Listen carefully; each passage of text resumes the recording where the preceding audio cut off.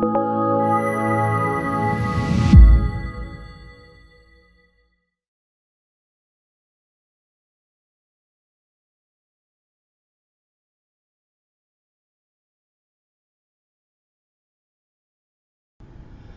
I'm Jacob Hornberger, president of the Future of Freedom Foundation. This is this week's issue of the Libertarian Angle, the show, as most of you know, that brings you the libertarian perspective on the issues of the day.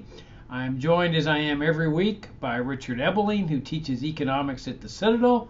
Richard, welcome back for another round of Libertarian Angle. It's great to be here with you and our viewers and listeners once again.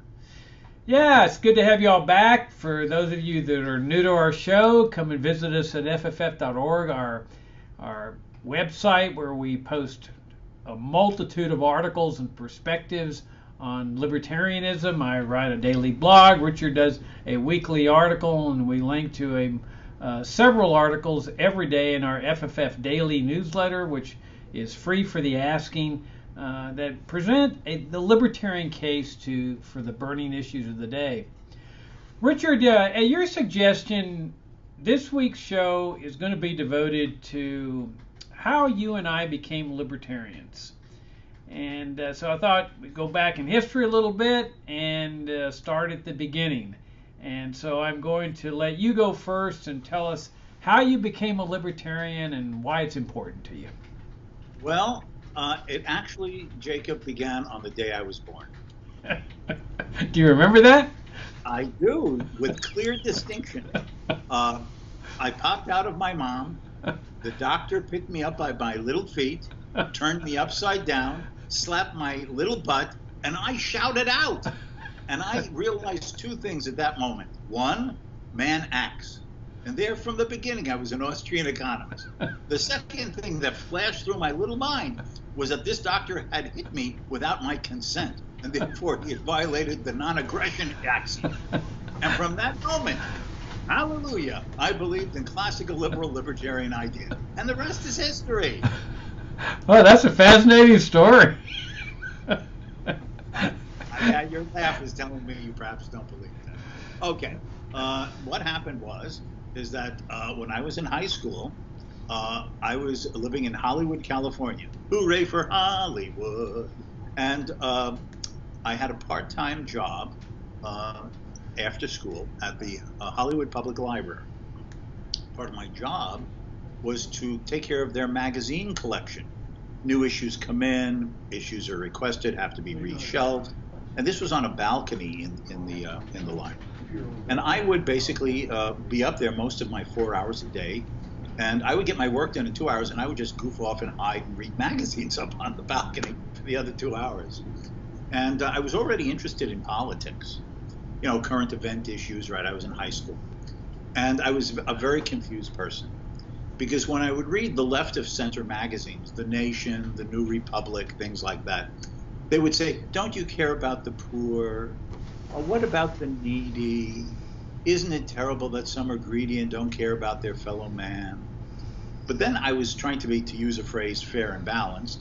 So I would also read what was then the conservative publications, National Review, Human Events, one or two others that existed. I didn't know the Freeman then. And they would present a totally different view, Jacob. They would say things like, it doesn't work when you redistribute wealth, and it costs a lot of money, and besides, those commies kill a lot of people. And so I was very confused. My heart or my head?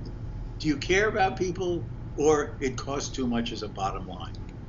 And one day I was in a restaurant that was located, it no longer exists, called Hodie's Restaurant at the corner of Hollywood and Vine in Hollywood.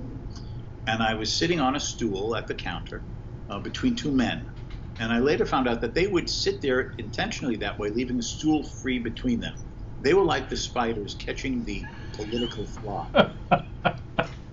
And I had been at a used bookstore on Hollywood Boulevard, and I was looking through a book. I even remember it still. It was an anthology of essays with the title Totalitarianism, edited by what was then a famous political philosopher, a scientist called Carl Friedrich. And one of them asks me, what is this book about? Ah, blah, blah, blah. And then the other chimes in. That's interesting. But have you ever heard of a political writer named Ayn Rand? And I said, well, I've heard of the Rand Corporation, but what's an Ayn? And they then explained that this was a woman who wrote on these political issues, very insightful. We chatted about this for about a half an hour. And then one of them pulls out a paperback copy of her book, collection of essays, Capitalism, the Unknown Ideal. And they say, we want you to read this and come back in 3 days. Okay, set the time, the same location. I come back in 3 days. I've read the essays on capitalism. Now, this is great. Capitalism is good. It's moral. It generates wealth. At the end of our second discussion, I hand back the capitalism book, and they hand me a paperback copy of Her Virtue of Selfishness. Read this. Come back in 3 days. Come back in 3 days. I've read this. Now I'm feeling good about myself. I have a right to my own life. No one has a claim upon my mind or the fruits of my labor. I don't have to feel guilty if I see a bum lying in the gutter anymore. And I'm really turned on by this. So I hand back the book, and we chat a while. And they said, you really should read her novels. And one of the two pulls out a paperback copy of Atlas Shrugged. My heart sinks. I know they're going to say, read this in 3 days. They said, take 10 days to read this and come back. I said, 10 days, thank God. I wiped the sweat from my brow. But I came back after 3 days. I read the whole novel, read John Galt's speech 3 times from end to end, and I was hooked. And then they said there are taped lectures about Ayn Rand's philosophy, because there was still a thing called the Nathaniel Branden Institute at that time that was held about once a week, once every other week. I started attending the taped lectures by Ayn Rand, Nathaniel Branden, Barbara Branden, blah, blah, blah. But there would be a break in the middle of the lecture. She'd get a cup of coffee, go to the restroom. And there were these books, quote, approved by Ayn Rand. And so I started buying these. And what were they? Henry Hazlitt's Economics in 1 Lesson, Herbert Spencer, Man versus the State, Isabel Patterson, God in the Machine, some of the Austrian economists, Ludwig von Mises, Planning for Freedom, Planned Chaos, The Anti-Capitalist Mentality, et cetera, et cetera. And so I started reading this economics stuff, and I was really just hooked on it. So the upshot of it was, through that, I found out soon about the Foundation for Economic Education, the Freeman magazine. I started communicating with a woman who had long been on their staff, named Bettina Bien-Graves. She started feeding me even more literature, particularly informing me about Hayek's work, The Road to Serfdom, and other things. So by the time I graduated from high school and started college, I was hooked on this. I read an immense amount of literature by the time I went off to college. And then I had a big shock, Jacob, because I signed up my freshman semester for an economics class, and it turns out the textbook was one written by the famous MIT Nobel Prize-winning economist Paul Samuelson, just called Economics, 7th edition.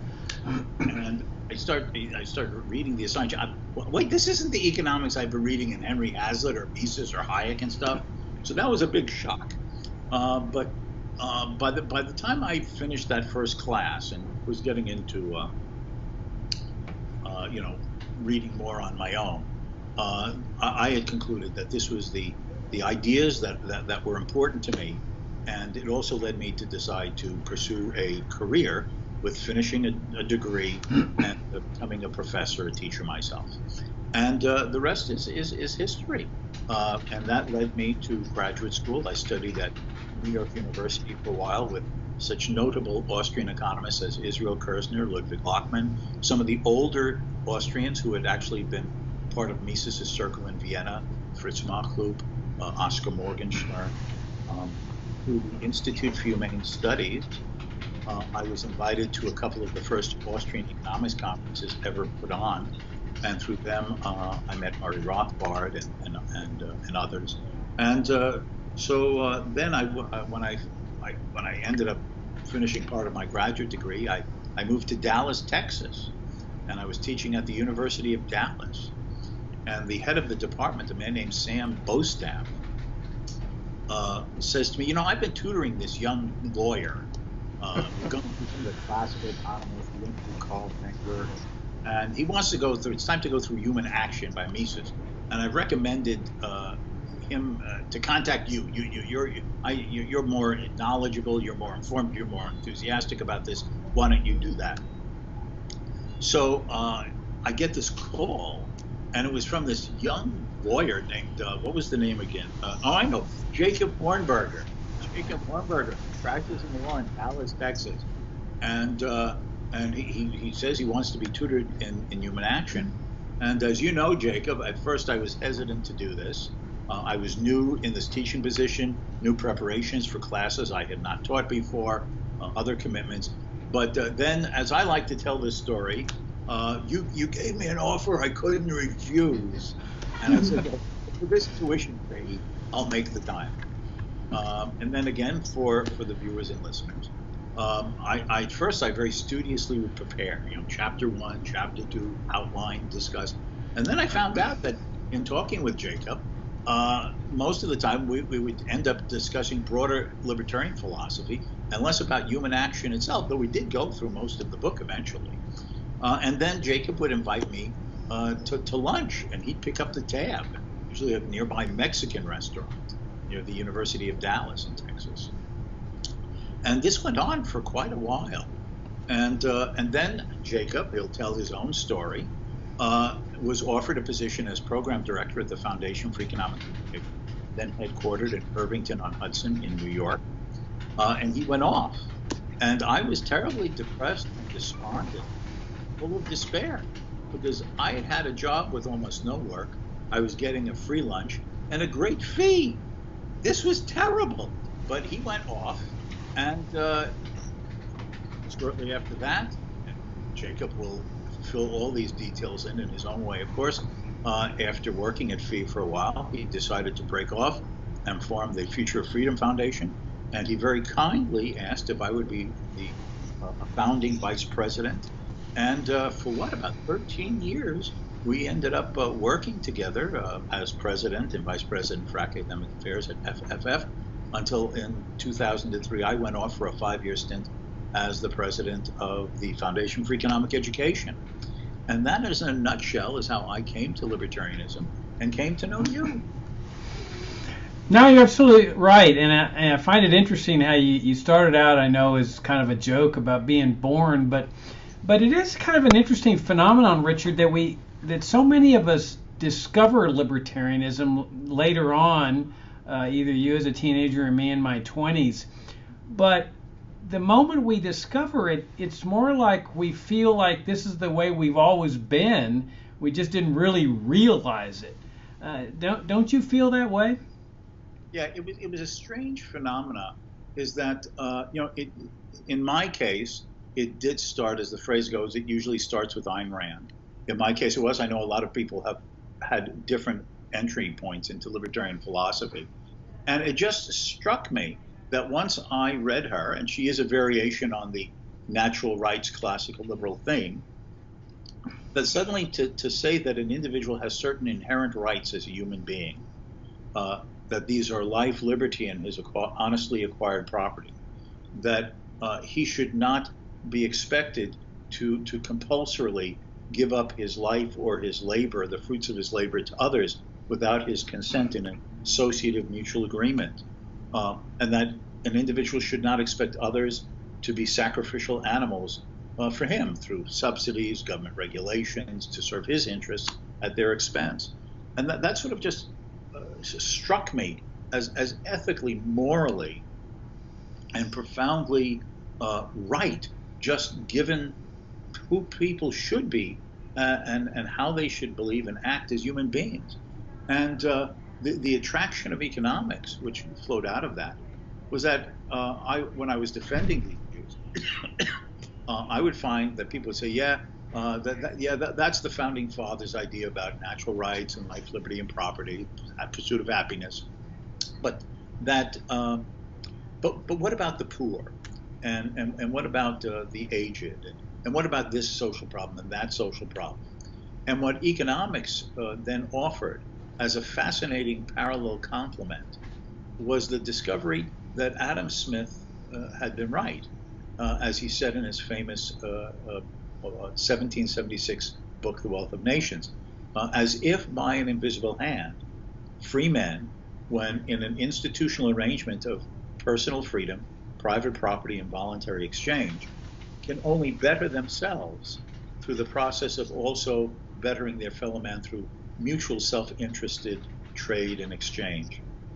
And I suddenly discovered that that philosophy of liberty was not only morally correct, but was, in terms of the way the world worked, in terms of economics, essential to both preserve liberty and to assure the mutual prosperity and material betterment of the type that we in the West, and now increasingly others in the world, are lucky enough to benefit from, and which had never existed before the dawn of capitalism. Yeah, that was pretty much my sentiment when I discovered libertarianism. All right, here's how I came about becoming a libertarian, or discovering that I was a libertarian. Okay, I grew up, as you know, in Laredo, Texas, which is right on the border. My farm that I grew up on bordered the Rio Grande. We actually irrigated out of the river to water our crops. And according to the Census Bureau, Laredo was the poorest city in the United States in the 1950s. And so I grew up around poverty, but like most Texans, I was a Democrat. My dad was active in Democratic Party politics. He was a Laredo lawyer. So I campaigned for John Kennedy, for Lyndon Johnson. I actually went to a barbecue at Lyndon Johnson's ranch and met Johnson, shook hands with him. And so the problems of the poor I grew up with. And as poor as Laredo was, it was nothing compared to Nuevo Laredo, which was extremely poor. And we hired illegal aliens on our farm, so I grew up around this ambiance of immigration and the immigration crisis and so forth. And so it was my mindset that there was nothing wrong with government helping people. In fact, I couldn't understand why anybody would object to this. And when I was growing up, I never had any doubts that this was a legitimate role for government. And I always wanted to be a lawyer. When I was a kid, I was going to follow in my dad's footsteps. That was my dream, to become a lawyer. So I went on to college at Virginia Military Institute, and people asked me, well, what did you learn at VMI? And I said, well, I had discovered libertarianism, but I learned what it's like to live under a socialist, fascist regime, a very tyrannical regime. This is a military school, and it's interesting that there's two different people that come out of VMI. There's those that treasure the military structure way of life, and there's those that don't. And those that don't gain a sense of a love of freedom, of being outside the confines of a structured society where government is controlling and monitoring everything you do and taking care of you and telling you where you're going to go at any particular time. And so I could tell that I had this libertarian streak at the school, although I didn't know anything about it. I was an economics major. I didn't hear anything about Mises or Hayek. I learned all the standard Keynesian model building stuff that most people learn in colleges and universities today. I went on to law school, but in the middle of law school, I decided to drop out in order to go fulfill my Army commitment, which was a 3-month active duty commitment, 8 years in the reserves, because I had heard that they were going to suspend this 3-month program and revert back to the 2-year active duty commitment requirement. I didn't want to take that chance, so I called the Army and said, can you get me into the 3-month right now? And they said, yeah. So I dropped out for a semester at the University of Texas Law School and went to Fort Benning for infantry school. And when I got out, I had a couple of months before school started again. So I went to Dallas, began waiting tables. Well, in the afternoons, I was free. So I was sitting at home watching television, and there was a afternoon movie on. I think it was Bowling for Dollars or something like this, afternoon movie. And I started watching this movie called The Fountainhead. So it's kind of interesting that you got into this because of these two men that were talking to you about Ayn Rand, and you later read Atlas Shrugged. My very first exposure is this movie, The Fountainhead. And I'm mesmerized, absolutely mesmerized. And I thought, my gosh, that's the way I feel, the way, Rourke is talking and so forth. And so at the end of this movie, it said something about this is based on the movie The Fountainhead, or the novel The Fountainhead. And so I go out and buy the novel, and I'm just absolutely love it. But it never occurs to me to go out and look for anything else by this author. And so I go back to law school, finish law school, return to Laredo, and get involved in Democratic Party politics. There were some races going around in 1975, local, gubernatorial, and I got actively involved. And every single one of my candidates lost. And so I was disillusioned. I thought, and politics had sort of an emptiness for me. I found nothing fulfilling in it. And so I decided to go to the public library. Like you, I was searching. Something didn't feel right. But I was by this time an activist liberal. I was the ACLU representative in Laredo. I was on the board of trustees for the local legal aid society, which provided legal assistance to the poor. Many of my friends were liberal lawyers. And so I go to the public library in Laredo looking for something to read, and I go into the political science section, and I see these 4 little different colored books. And so I pull them off the shelf and I start looking at them, and I'm just shocked, absolutely shocked. I've never read anything like this before. So I check out the 4 books. They were entitled Essays on Liberty, that had been published by the Foundation for Economic Education that you mentioned, and that you later went to work, and I later went to work, that just absolutely blew my mind. I mean, I could see all the scales falling from my eyes. Is that here they were talking about the welfare state and how America had changed directions. I mean, nobody had ever taught me this before. I thought America was always the same America as it's always been. And here is these essays saying, oh, not so. America switched directions. America was founded on different principles. And the founder of the Foundation for Economic Education, Leonard Read, had this profound impact, especially on me with his books. I bought every one of his books, and as you know, he would put these little notes at the beginning of the book saying to Jacob, and they'd have a little message there. And I felt like Reed was really just talking to me personally. And so I could tell that things were shifting in my life dramatically as I was reading these things. But it never occurred to me. Now, I had not ordered any of Reed's books up to that point. I was just reading these 4 little essays, and then I would look up the authors. I'd go to the Laredo Junior College Library and look for books by Ludwig von Mises or Hayek or Henry Hazlitt, Bastiat, whose essays were appearing in these 4 volumes. And I found a few of them, but it never occurred to me to contact this foundation because I figured, they must have gone out of business. These books had been written in the 50s. I was reading them in the late 70s. And I thought, what a great organization that, must have gone out of business. And so one day I'm going to Corpus Christi to just go to the beach, read some books. And I decided to look at used bookstores in Corpus Christi. And so I'm rummaging through the yellow pages, and I see American Opinion Bookstore, anti-communism. And I have no idea what this is about, so I drive over to the place and I circle the block a few times just to make sure I'm not walking into something really strange. And it's a drugstore. And so I walk into this drug. Oh, by the way, before then, I had discovered William Simon's A Time for Truth, which talked about a lot of these ideas. So that was another seed that was planted there after I'd gotten to Laredo. But I get to the American Opinion Bookstore. It's a drugstore. I walk in, and over on the right side are all these books on libertarianism. Now, this, of course, was the John Birch Society bookstore. But there was Ludwig von Mises and Hayek, and there's The Freeman, published by the Foundation for Economic Education, current issues. And so it hit me. I said, my gosh, they're still in existence. And, of course, all the books have dust on them. Nobody's buying them. I bought everything the guy had, one copy of everything the guy had. I walked out there filling my car with books.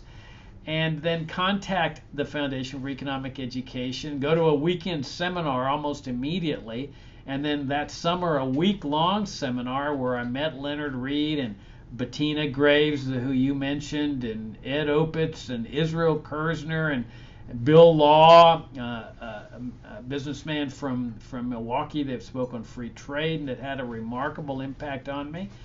And so this was a major changing point. I mean, I put all my trial books away and started studying libertarianism in my spare time, and ultimately my father-in-law partner passed away, and I decided to move to Dallas.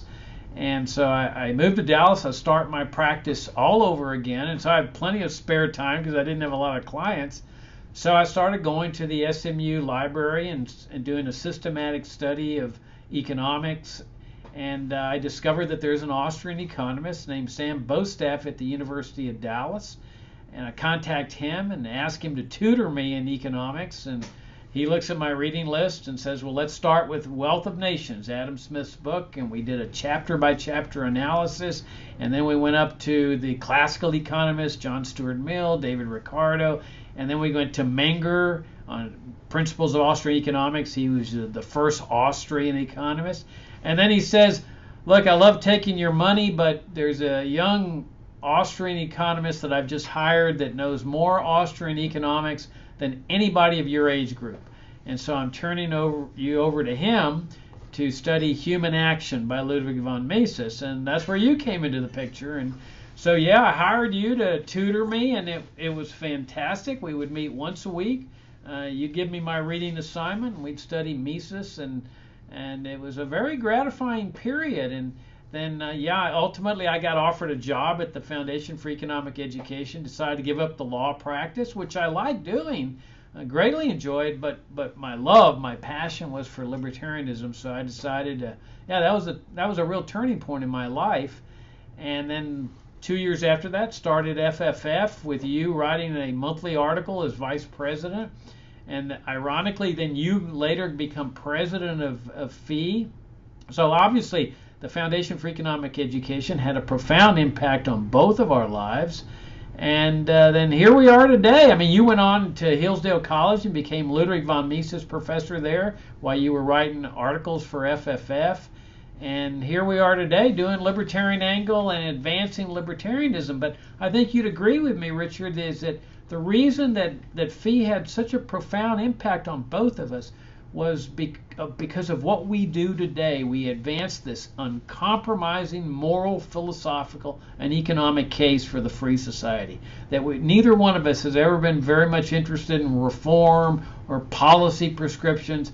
Our whole reason for being in this movement is that moral case for liberty, that people have a right to live their lives the way they want so long as their conduct is peaceful. Absolutely. In fact, that was also one of the profound inspirations from Leonard Reed. I know you will recall, maybe some of the viewers have never read it. One of Reed's books is called Anything That's Peaceful. And it's the idea that as long as you act honestly and fairly in your dealings with others, follow the moral principle of respecting their life, liberty, and property, then every individual should be allowed to go about living his life in the way that gives him happiness, purpose, value, a sense of meaning. That is a profound, important principle, that must be the Archimedean point that guides how one thinks about society and judges all that government does. And since we're talking about Reed and how he influenced both you and me, let me share with the viewers and listeners something that I know that you know about Reed, but many never had a chance to experience, and that also impacted on me and led me to do what I've done, and I think you too. In 1974, I had been invited to attend the first Austrian Economics Conference in Vermont that the Institute of Free Humane Studies had sponsored.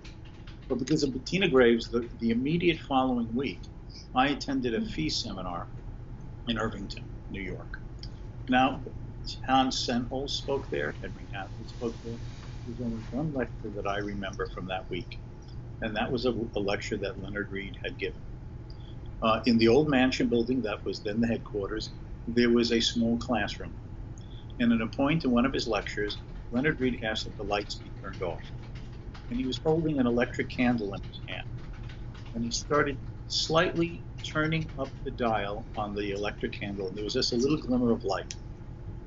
And he said, notice that even this little wee bit of light attracts all of our attention in this room of darkness. And he began to turn up the illumination with the dial on the electric. And he said, now notice, the light has grown enough that it is not only showing us many objects in the room, but we're starting to see each other. And then he turned it to full illumination. He says, now the light is bright enough that we all see everything in the room and each other, and darkness has been pushed back into a few corners. And he said, that's what each one of us can be, a light of liberty. That if we become, through self-improvement and self-education, informed, knowledgeable, persuasive, and articulate in making the case for freedom to others in a courteous, polite, and patient manner, we can illuminate one other mind, and another mind, and another mind, and they hopefully will be guided to self-improvement until finally there are enough human lights of illumination who believe in liberty that the darkness of collectivism can be pushed way back into the corners of society, and all of us can once again be free. That was profoundly important to me, that imagery that he created that day, that each one of us is important, our minds, what we can understand, and if we do so with self-improvement, what we can share for others, and then through one mind at a time, liberty can be won. I still believe in that idea and that idea. Yeah, it really is what propels us. I mean, we stand for it, this philosophy, because it's right. And it's a glorious movement. It's a noble movement, the Libertarian movement. But we stand for it because it's right. But we also believe in the power of ideas, that ideas do shift the course of societies. They can switch people's minds, where you then reach a critical mass that brings these gigantic shifts that we read about in history. But we stand for it because of the moral principles, and that's where Ayn Rand was so powerful for both of us. I mean, I remember you telling me during our sessions, you said nobody has ever gone to the barricades in history for the sake of a cost-benefit analysis. So as important as the practical case is for liberty, that it produces, and free markets, that it produces higher standards of living, that it really is the solution to poverty, that it is the best philosophy for the poor, we stand for it because it's right, because people have fundamental rights, as Jefferson talked about in the Declaration, and among these rights are life, liberty, and the pursuit of happiness. And that's why we fight for these rights, this philosophy, Richard. Yes, because it is a belief that truth wins out, that right wins out. And nothing is more right and more truth-based than the distinct uniqueness of each and every one of us as individuals. And that each of us should be respected to live our own one and only lives on this earth. And that we should treat each with dignity and respect, not only in the general sense that we all talk about every day, you should be respectful of another, not undermine the dignity of another human being, but respect and dignity in that profound sense that libertarians understand, and that is to respect the right of each person to his life and his liberty and his honestly acquired property, and that the moral principle of human association is mutual agreement and voluntary consent. And through that comes a truly respectful and moral society, and generates the that all of us take today. Well put, Richard. And well, we're out of time. Those of you, again, who are just getting acquainted with FFF, come visit our website at fff.org. Subscribe to our FFF Daily, which we've been publishing now for well over 10 years. It consists of hardcore, pure libertarian ideas and libertarian articles. And love to have you subscribe and become a supporter to FFF. Richard, it was a different kind of show, but I greatly enjoyed it. It was great. Till next time. Okay, see y'all later.